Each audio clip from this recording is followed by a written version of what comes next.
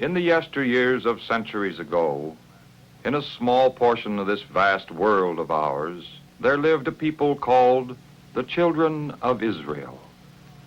From them came certain men and women through whom God revealed himself to all mankind.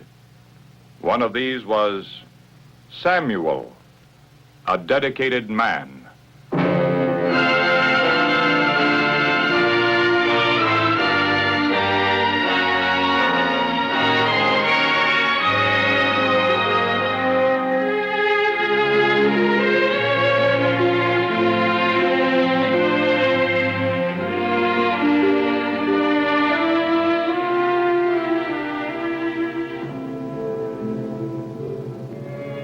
Several hundred years after the Israelites had escaped out of Egypt and entered the promised land of Canaan, there lived a man whose name was Elkanah. This man had a wife named Hannah. Hannah had long wanted a child, and in her sorrow she often cried and wouldn't eat. When she and Elkanah went to worship at the tabernacle at Shiloh, Hannah prayed fervently to the Lord, saying, "Lord, if you will give me a boy, I will give him to you all the days of his life." Eli, the high priest, saw Hannah's lips move, but hearing no words, he thought she was drunk. He spoke harshly to her until she explained. "I'm not drunk.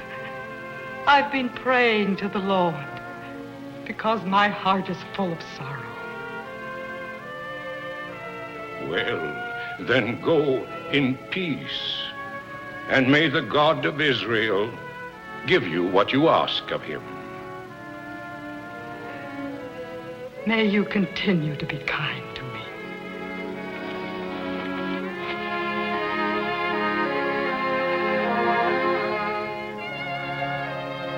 And Hannah kept her promise to the Lord. When her son, whom she called Samuel, was still very young, she and her husband brought him to the house of the Lord, to Eli.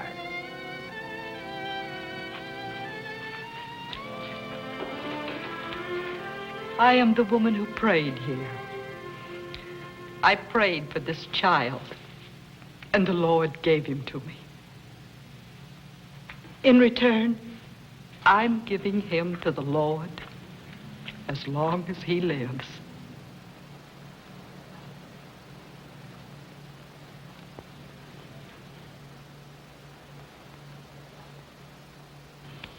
Then may the Lord reward you by giving you more children. And may this child become a great prophet and leader in Israel.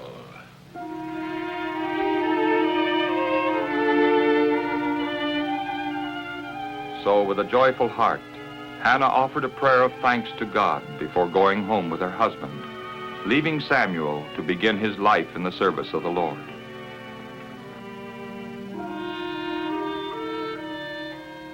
The years passed, and under the guidance of Eli, Samuel eagerly learned the word of the Lord. And as the boy grew older, Eli came to appreciate more and more Samuel's love for the Lord, his ready obedience and devotion to his work. But how different were his own sons.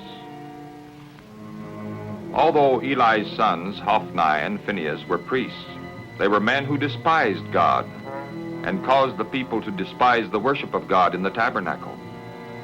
But the day was coming when Eli's sons would be punished for their wickedness, as God was about to make known to Samuel.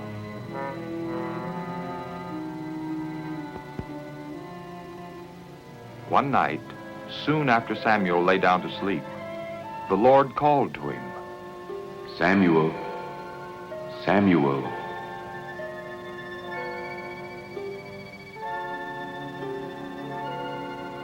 Not understanding that God was speaking to him, Samuel hurried to Eli. "Here I am. You called me?" No, I didn't call you, my son. Go lie down again.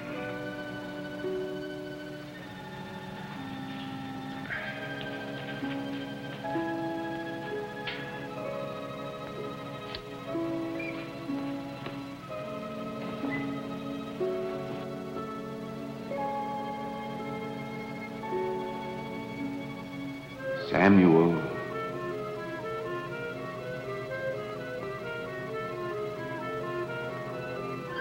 Once more, Samuel heard the voice calling him. Again he got up and went to Eli.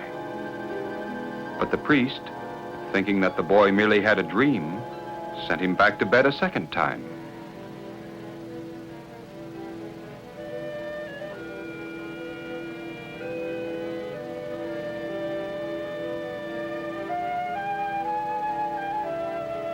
Samuel.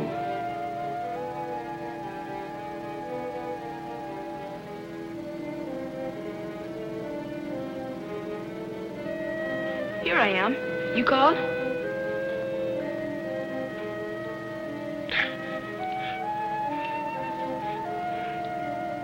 Go, lie down.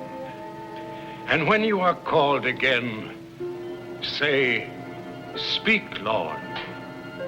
Your servant is listening."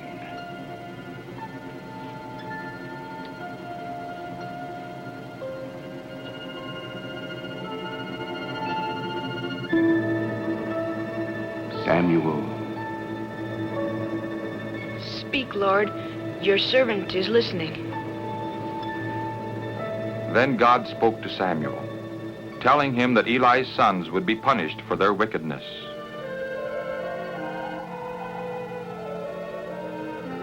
Samuel was afraid to tell Eli the sad news of the punishment God would bring upon his family. He lay awake the rest of the night.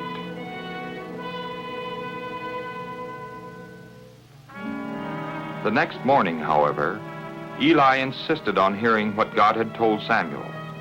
And when he heard what was going to happen, he knew in his heart that this was only just. His sons had been wicked, and he himself had sinned in being too lenient with them. It is the Lord. May he do what seems right to him. Come.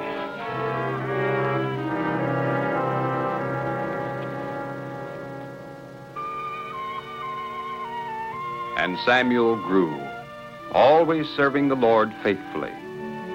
And God continued to speak to him. Soon, Israelites from every part of the country realized that Samuel was a prophet of the Lord. And it came to pass that the Israelites went to war against the Philistines.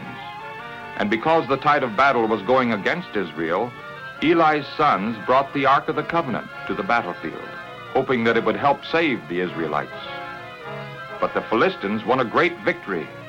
They killed Eli's sons and carried off the Ark of the Covenant.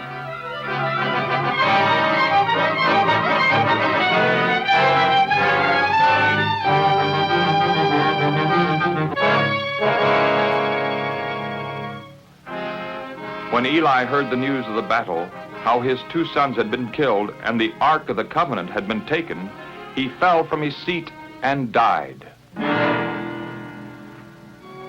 After the death of Eli, Samuel became the ruler of the people. For many years he traveled from city to city, not only settling the disputes of the people, but urging them to serve God with all their hearts. For above everything else, Samuel continued to be a man dedicated to the Lord and a prophet and teacher of God's word. During the years that Samuel judged the people, the Philistines were pushed back from the land and their idols destroyed. So once again, the one true God was worshipped in the land of Canaan. Then one day when Samuel was old, the elders of Israel set out for his home in Ramah on an important mission.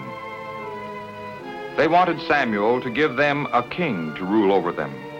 For Samuel's sons, whom he had appointed judges over Israel, took bribes and were unfair, and did not walk in the righteous ways of their father. When Samuel heard that the people wanted a king, he was very much displeased. Was not God their king? As in the past, when faced with a problem, Samuel turned to God in prayer. Then he began to point out to the elders some of the evils of having a king rule over the land. He will take your sons and make them work for himself. He will take 1/10 of your grain and of your flocks, and you will be his servants. And then you will complain of this king whom you yourselves have chosen. But the Lord will not answer you. No, we want a king. We want to be like all the other nations. Our king will lead and fight our battles. When Samuel saw that the people were determined to have a king, he spoke again to the Lord. And the Lord said to Samuel, "Do what they ask you, and give them a king." With a heavy heart, Samuel told the elders to return home and tell the people that they would soon have a king.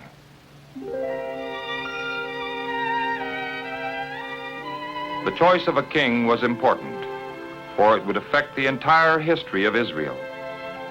So once more, Samuel turned to God for guidance, and the answer came clearly. Tomorrow about this time, I will send you a man from the land of Benjamin. Anoint him to lead my people.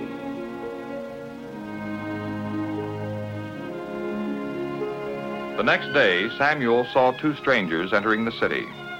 They were Saul of the tribe of Benjamin and his servant. They were far from home, looking for some donkeys that had been lost. Saul was very tall, a head taller than anyone else.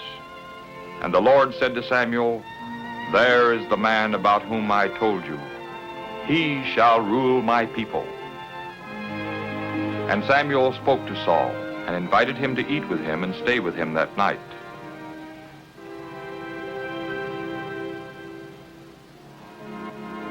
The next morning, when Saul and his servants started back to their home, Samuel went with them a short distance. After telling Saul to send his servant ahead, he said, Stand here a while that I may show you the will of God.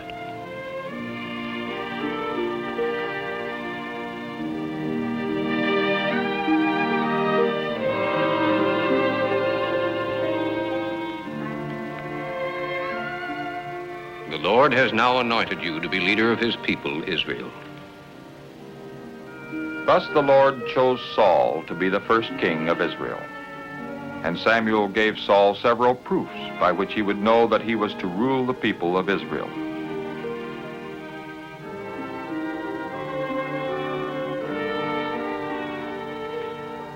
Later, Samuel called the people together and publicly introduced Saul as the first king of Israel, saying, "See whom the Lord has chosen."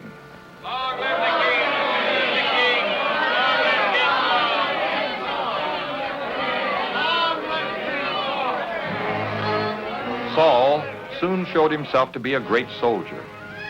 After a war with the Ammonites, in which he led an army of 30,000 Israelites to victory, Samuel called the people together at Gilgal, where Saul was officially crowned king of Israel.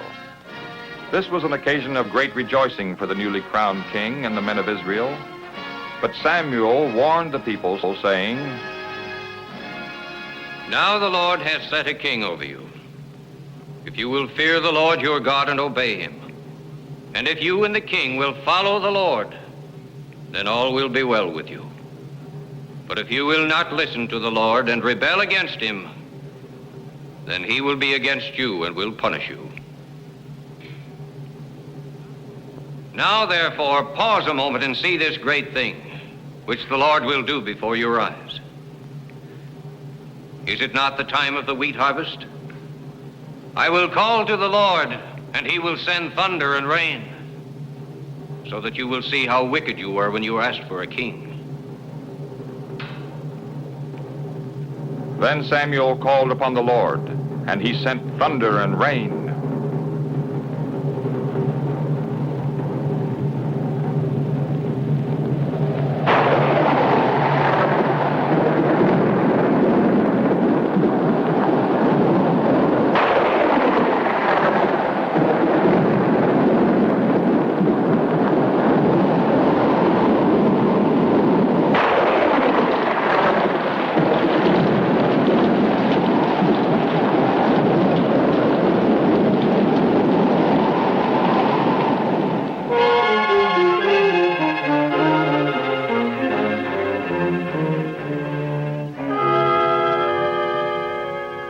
When it was over, all the people feared the Lord and Samuel very much, and they asked Samuel to pray for them. May I never sin against the Lord by no longer praying for you. And I will go on teaching you all that is good and right. Only fear the Lord. Serve him faithfully with all your heart. And consider all the great things he has done for you.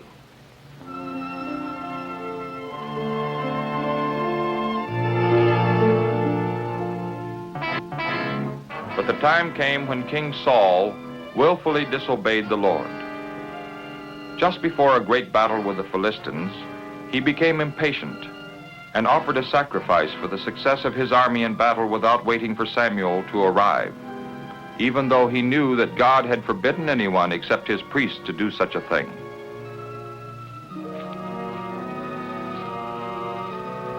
What have you done? You took so long in coming, and I feared the Philistines would attack us. I was forced to do this. You did a foolish thing. You did not do as the Lord commanded.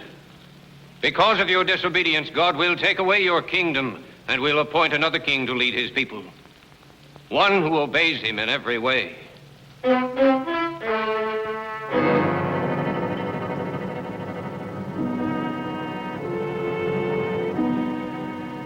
But Saul continued to ignore Samuel's warnings, and Samuel was saddened by Saul's unfaithfulness to the Lord. Then one day, God spoke to Samuel.